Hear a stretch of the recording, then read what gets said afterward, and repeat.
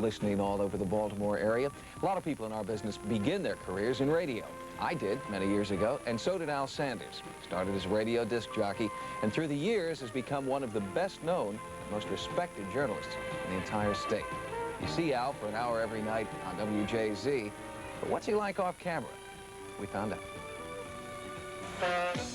The hard-working tugs of Baltimore, pulling the world within reach, and every day continuing a great tradition. The images are as familiar as Al Sanders' smooth baritone voice, a working reporter after a story. But on his way to being half of Baltimore's most popular news team, Al's own story has taken some unusual turns.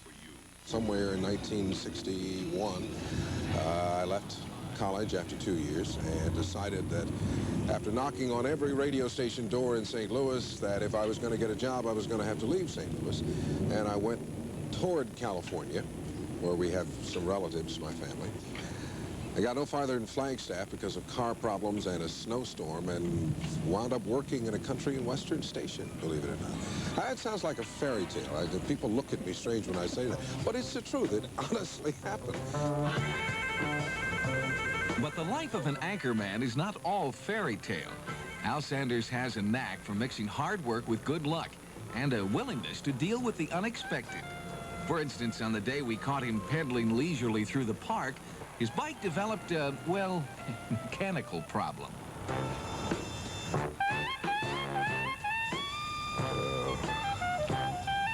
Quarter mile, I break the tire.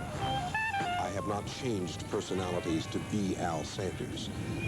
And I think that is the greatest strength that I have brought to broadcasting. And that holds true for reporter. When I was a disc jockey, I talked the same. I never put on the heavy disc jockey spiel and all that other stuff. I never had to. Well, I couldn't do it, I guess. So I've just been me, and that's my greatest strength. Al Sanders' day begins early as he leaves Television Hill to cover the day's story. It could be a crime or social problems or political news, but today the story is a midday ceremony to honor secretaries. It's Secretary's Day. Remind everybody that line is for secretaries only. What's your name? Gloria Connor. The first 200 were up there. Connor. Now, what sort of approach do you take to a news story? What are your guidelines for, like, the story today? That is not certainly the hardest news story I've ever covered in terms of content, news content. But there are some things to ask other than, gee, aren't you happy on this day, this week for secretaries? So I asked some of these secretaries how they felt about the progress that had been made.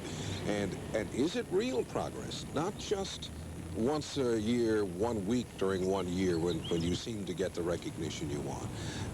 Got some very interesting answers, I think, because the story was approached as any other story should be approached, with just a little more in the way of searching for the best possible response from people than just the obvious.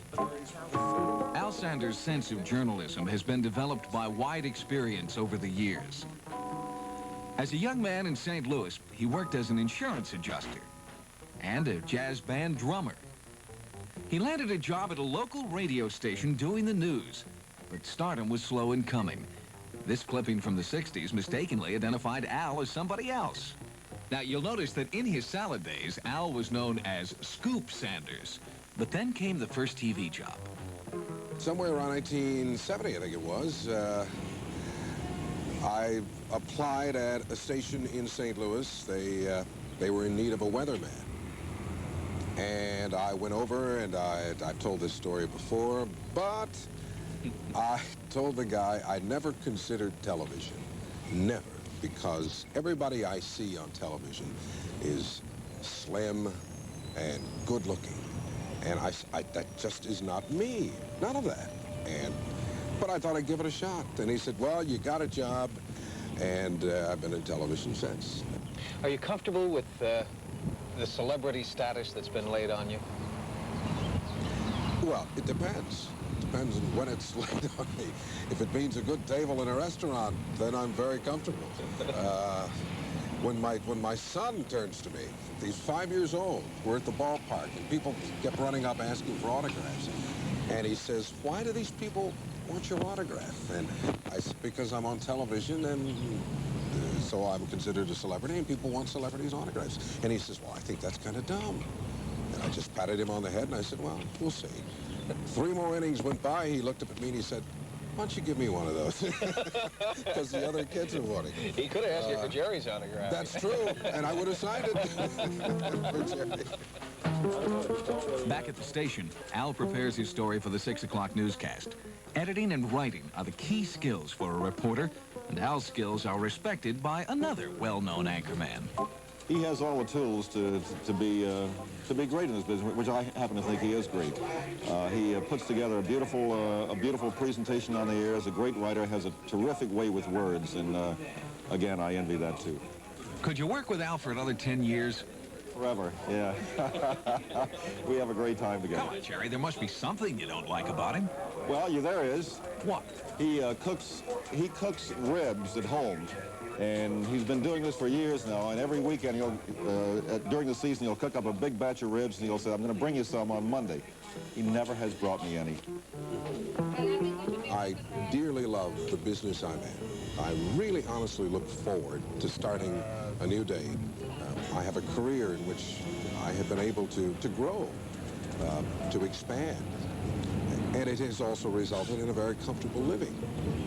So I don't think you can get much more than that out of life. But to have a job that is a career, that is something you want, to have a family, that's it.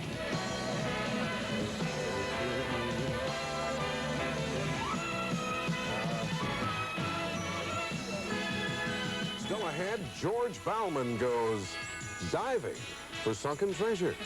And what will he do next? Another edition of Eyewitness News. Later, Al will go home to his family and leave the news business behind. But tomorrow, and for a long time to come, Al Sanders' personal success story will roll on. And even a flat tire won't slow him down. Well, as we all know in this business, the competition can be pretty stiff. Maybe here at WEAA or some other radio station around the area. The next Al Sanders is spinning records. We'll be back with more Evening Magazine as we take a trip to Venezuela with Linda Harris. Stay with us. Today's winning number, 494. That's 494. Purina high-protein dog meal is like a health food. Let your dog in on it. Let in a dog whose coat is dull from lack of protein, and out will come a shine that's a sign of good health. Let in